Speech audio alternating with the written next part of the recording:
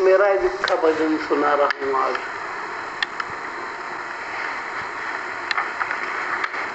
संसार का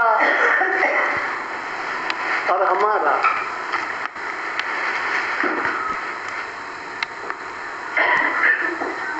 बहुत गहरा संबंध।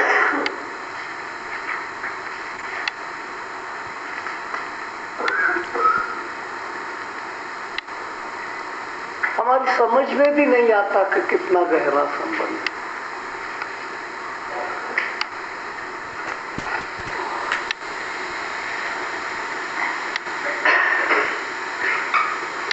हमारे मन का इफेक्ट, प्रभाव संसार पर पड़ता है। हमारे गुप्त विचार का प्रभाव भी संसार पर पड़ता है।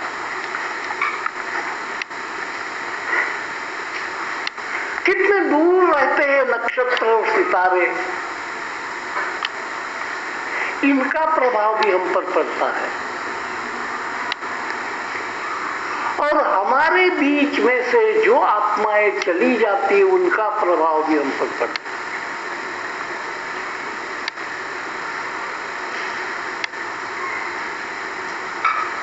हम जो कुछ भी करेंगे, अगर वो विषमय होगा, जहरीला होगा, तो संसार पर उसका जहरीला प्रभाव पड़ेगा।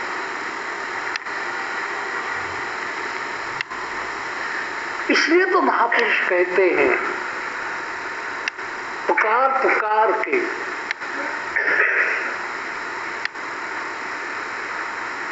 कि झूठ करो मत, झूठ बोलो मत, झूठ सोचो मत।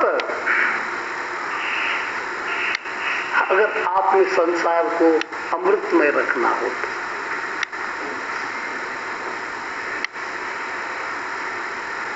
किसी के मस्तिष्क में क्या विचार चल रहा है, कौन क्या सोच रहा है, कुछ पता तो नहीं लगता। पास में पता नहीं लगता। पति पत्नी पास बैठे होंगे, बेटा बहू पास में बैठे होंगे, तो मस्तिष्क में क्या आया है ये पता नहीं लगेगा।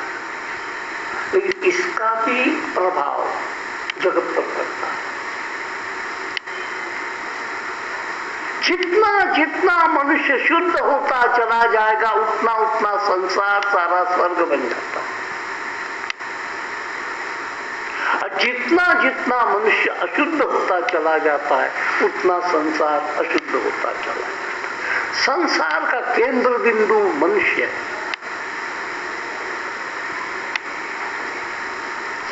एक विष की वेल भी है और अमृत का वृक्ष भी है।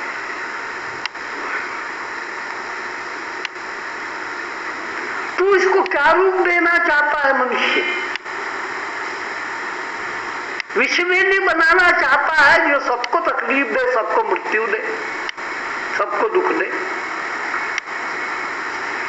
कि अमृत का वृक्ष बनना चाहता है। इसी बेली पर, इसी वृक्ष पर, इस मनुष्य रूपी काया के वृक्ष पर ही अमृत फल लगता है।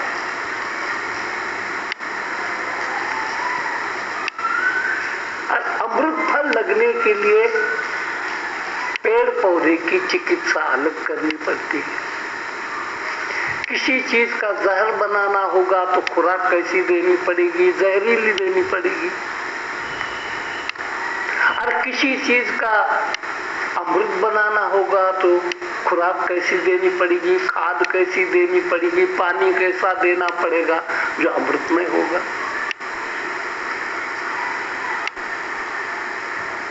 इसलिए अमृत विष का कारखाना मनुष्य का शरीर। मनुष्य इसलिए श्रेष्ठ कहा गया है कि पूरी पृथ्वी को प्रदूषित ये कर सकता है। पूरी पृथ्वी में दुर्गंध ये फैला सकता है। इतना पावरफुल है, इतना ताकतवर है, सारी संसार को नरक का गंध दे सकता है। अरे सारे संसार को इत्र की भी गंध दे सकता है।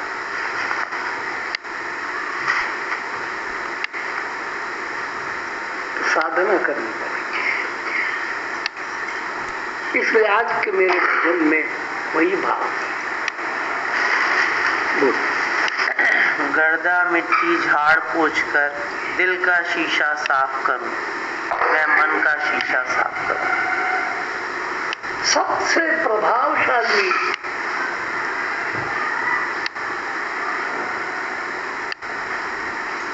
अगर कारीगर इसमें है,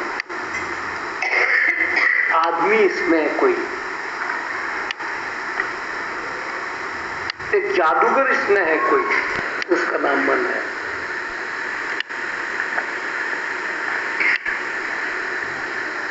इसकी जादू इतनी अद्भुत है, इस मन की जादू, कि जिसका संसार में कोई नहीं, दूसरा है। मन होने के कारण ही तो हम मनुष्य हैं।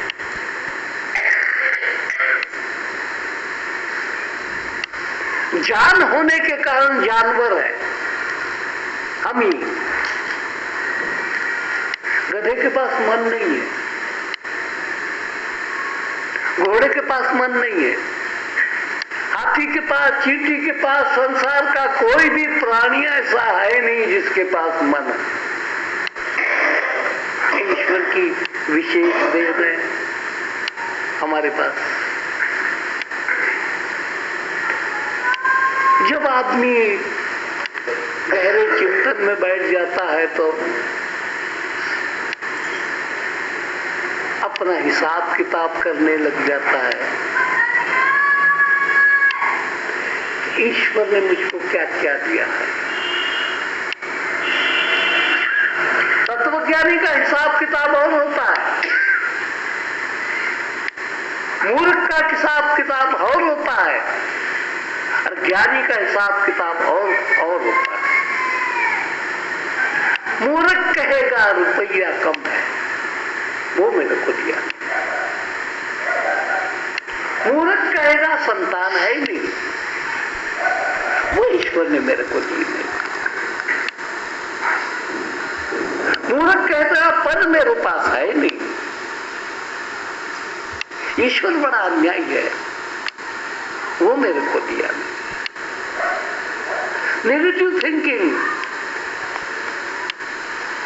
उल्टी सोच, ये है नहीं, ये है नहीं, ये है नहीं, ये है नहीं। अब जो है उसका क्या किया? तो फिर तत्वज्ञानी पुरुष जब ज्ञानमग्न हो जाता है, जब चारों तरफ से अपनी वृत्तियों को, मन की वृत्तियों को समेट करके एक जगह स्थिर कर लेता है, तो फिर अपना हिसाब किताब उसका और कुछ हो जाता है। सारे संसार के अनंत जीवों को छोड़ करके केवल मेरे को ही मन दिया।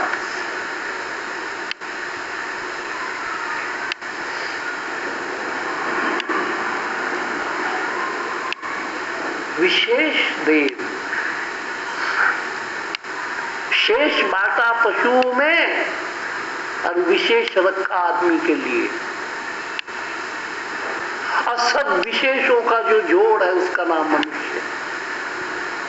एक्स्ट्रा ऑर्डिनरी अंग्रेजी में जिसको कहते हैं, सब विशेष विशेष विशेष। अब ये जो विष्णु की मूर्ति, इसका रहस्य भी यही है। शेष, इसको आप सांप कहते हैं, नाग कहते हैं, और विशेष जो नारायण स्वयं।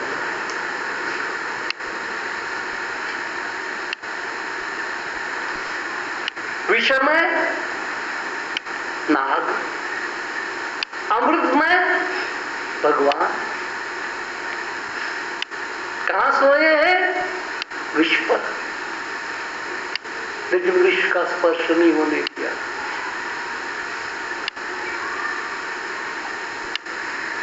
विष पर सोते हुए भी विष का असर नहीं होने देते, उसका नाम विष्णु है। हमने भी विष्णु बनना है।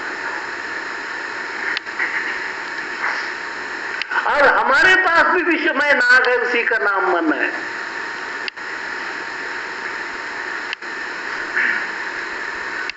महाराष्ट्र में कहावत है, मन चिंती सो वैरी न चिंती।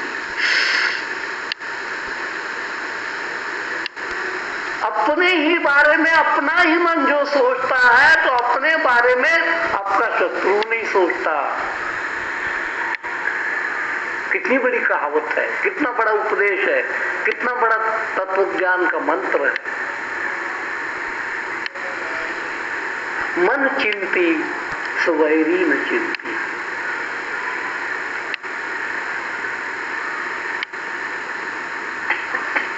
अरे तेरे मन से ही सारा संसार विषमय अमृतमय बन जाता है।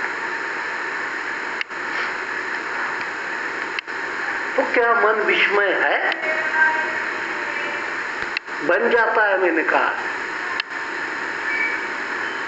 मन विषमय नहीं है, लेकिन हम उस मन को विषमय बना देते हैं। एक पात्र है मन, उस पात्र में भाई आपकी मर्जी होगी वो आप भर सकते हो, पात्र आपका है। गड़बी आपकी है और आपको पूरी स्वतंत्रता है कि गड़बी में क्या भरना क्या नहीं भरना। ईश्वर की करुणा कहती है, गड़बी तेरी है, पूरा स्वतंत्र है, गड़बी में तूने क्या भरना है। गड़बी में रतन भी भर सकता है और उसी घड़ूली में, उसी मटकी में बिच्छू भी भर सकता है। और जो उस गड़बी में हाथ डालने जाएगा डंक मारेगा। तो तत्वज्ञानी पुरुष जब ध्यानस्थ हो जाता है तो सोचता है कि मेरे को पात्र भी दिया, पात्र में क्या रखना इसकी स्वतंत्रता भी दे दी। कितनी कितनी कीमती कीमती चीजें मेरे को भेंट की है। और जब ये कीमती चीजों की वैल्यू उसको पता लगती है, उसका मूल्य पता लगता है, तो ये दुनिया की कचरा पट्टी जमा करने का उसको मन ही नहीं। दुनिया ने अपने जीवन में क्या भरा जो संसार का कूड़ा करकट है वो भर दिया, और अपने इतने सुंदर शरीर को, रत्न जड़ित शरीर को कूड़े का डब्बा बना। आपके मोहल्ले में म्युनिसिपालिटी की ओर से एक रखा जाता है, क्या डालने के लिए? कुछ आप सोना जाकर के डालते हो वहां, हीरे डस्टबिन जिसको कहते हैं। सड़े गले पत्ते, सड़ी गली सब्जियां, जो भी खराब होगा, बदबू आती होगी, उससे आप उस डस्टबिन को भर देते हो। घर में भी एक डस्टबिन रखा होता है।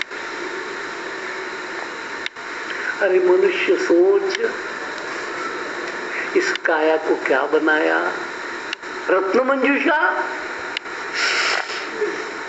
सुंदर सुंदर रत्न, हीरे, मोती, जवाहरात, कीमती चीजें रखने की परमात्मा ने रत्न मंजूषा के तौर पर दिया था। तेरे को ये जो अच्छी सी सुंदर सी बक्सा दिया है, गहनों की पेटी दी है, इसमें गहने रखने के लिए, लेकिन तूने टमाटर सड़ा गला उसमें भर दिया।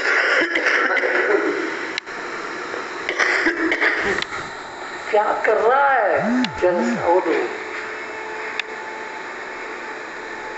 किसके लिए पात्र दिया ये? उस पात्र में भरने को क्या कहा, और तू क्या करता है? क्या भर रहा है? और फिर अपनी ही निर्मित दुर्गंध से खुद ही परेशान होता है और पता नहीं पूछता है ये दुर्गंध कहां से आ रही, इस संसार में बदबू कहां से आ रही। और बदबू वास्तविकता में तूने जमा की है। मैंने अपने बिल्कुल बिस्तरे के पास डस्टबिन रखा है और उसमें सब कूड़ा करकट में डालता गया हूं और मैं ही सोच रहा हूं बदबू पता नहीं कहां से आ रही। इस बदबू का निर्माता कौन? परमात्मा कि हम?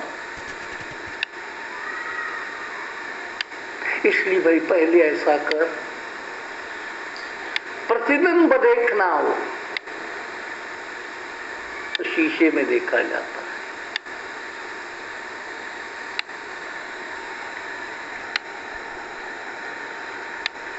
और शीशे में जो प्रतिबिंब देखा जाता है उसको आपको मालूम होना चाहिए कि एक तरफ से उसको पहरा चढ़ाया जाता है। जो खिड़की के शीशे होते हैं उसमें से आपका प्रतिबिंब नहीं दिखेगा क्योंकि उसमें जगत भर जाएगा, जगत भी भर देगा उस शीशे में और अपना चेहरा भी देखेगा, दोनों नहीं हो सकते। इसलिए जो चेहरा देखने का शीशा होता है वो और होता है, खिड़की को प्रकाश के लिए लगाया हुआ शीशा और होता है। उस शीशे पर पारा नहीं चढ़ाया जाता। अब ये परमात्मा के प्रभु की कृपा का पारा जिसने चढ़ाया उसका शीशा चेहरा दिखाने लायक हो गया।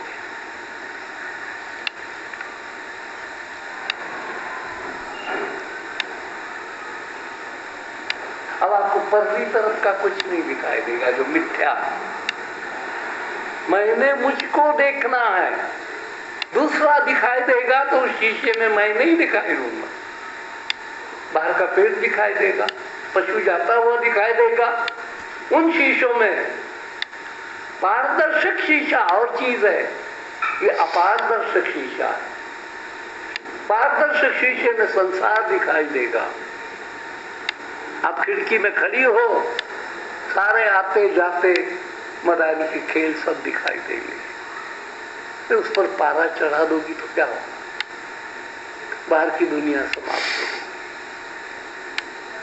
और जब परमात्मा की शरण में आदमी अनन्य भाव से चला जाता है तो उसको पारा चढ़ जाता है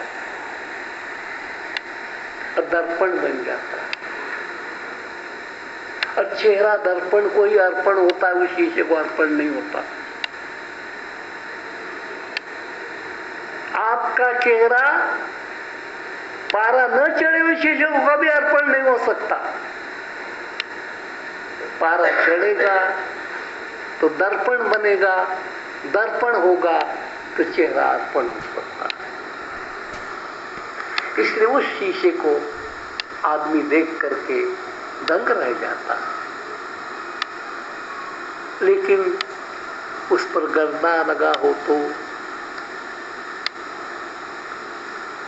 दर्पण है, चेहरा भी है, दर्शन नहीं।